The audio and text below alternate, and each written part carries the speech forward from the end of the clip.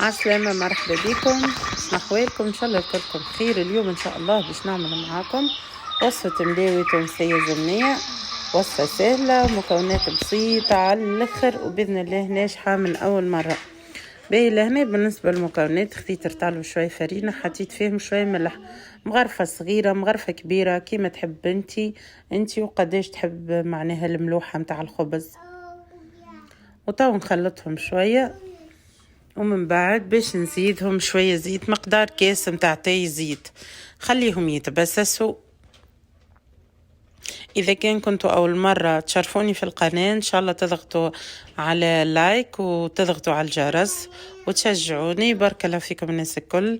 البنات راني قاعدة نتعب في القناة، معناها اي فيديو نهبطه راهو ما يجيش بالساهل، نبدا نصور ونقص وبعد نعمل المونتاج. واسهل وابسط حاجه معناها تنجم تفرحني وتعوضني عليك المجهود هذاك هي اللي انتم فضلا وليس امرا. ربي يبارك لكم الناس الكل. تضغطوا على اللايك الجيم، تضغطوا على الجرس وتشتركوا عندي باش باذن السميع العليم القناه متاعي تتفعل. وان شاء الله ان شاء الله يا ربي معناها تتفعل القناه وتقدم ان شاء الله من حسن الى احسن. تو كيف تشوفوا عجنت الخبزه بالكدا، وتو باش نحط شويه زيت في يدي وباش لمك العجينه ونحي صحفه من العجان ونخليها ترتاح. هذه استوس مهمه للملاوي. اولا تتعجن بالكدا، تنجم حتى تقيدهم في ستيلو ورقه، تتعجن بالكدا تخليها ترتاح للماكسيموم. على ما ترتاح تخرج الجلوتين متاعها وتكون معناها تطاوعك في الخدمة متاعها. وصفة سهلة ومكونات أبسط من البساطة، وصدقوني الوصفة جت ناجحة بفضل الله. معناها نقولكم من أول مرة باش تجيكم وصفة ناجحة بإذن الله. وطوى بعد ما خليت العجينة ترتاح أستيس أخرى، خليه العجينة ترتاح. باهي قلت لكم عليها ظهر لي باش ناخذ شوية زيت. الملاوي تحب الزيت، هذه أستيس أخرى، راهي الملاوي تحب الزيت ماهيش كيما انواع الخبز الأخرين. شوفوا العجينة ما شاء الله الطواني كيما نحب أنا.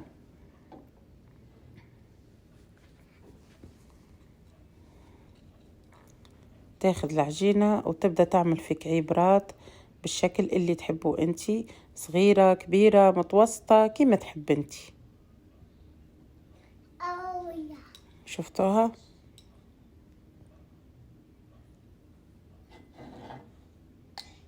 اهمكا باش نكعبرهم الكل ونخليهم يرتاحوا.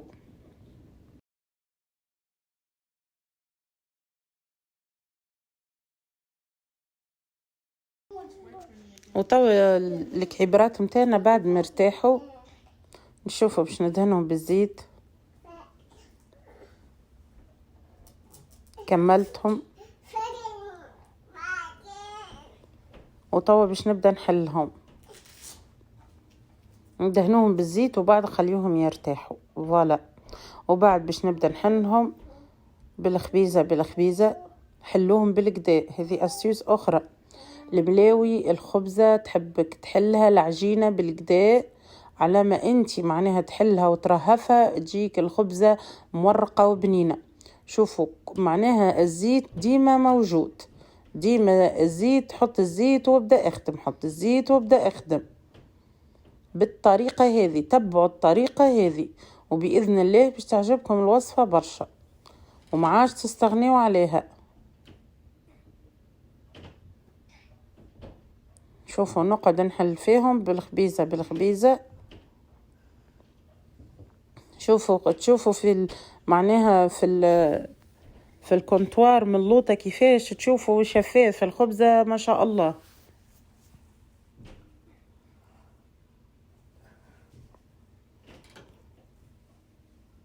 باش نعملهم الكل بنفس الطريقة ونخليهم يرتاحوا.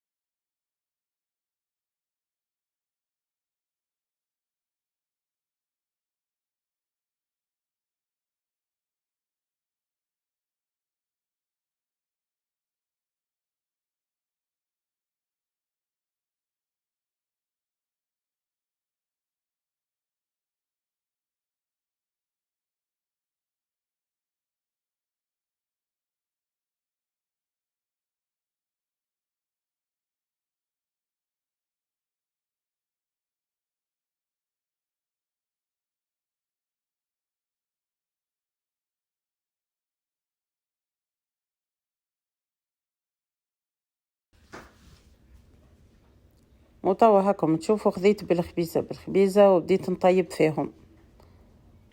شوفوا كيفاش نحلها الخبزة بالسياسة، منبداش نحل فيها هكا بالقوي باش نحافظوا على الورقة، حتى كانت قطعت شوية مش مشكلة، المهم نحاولوا للماكسيموم نخليوها كما هي ونطيبوها.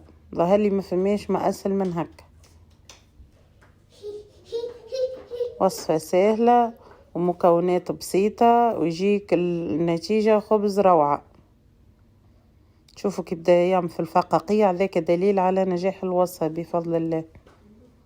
نبدأ هكا ندور في الخبزة، كل مرة ندورها على وجه حتىش نتأكد اللي هي طابت.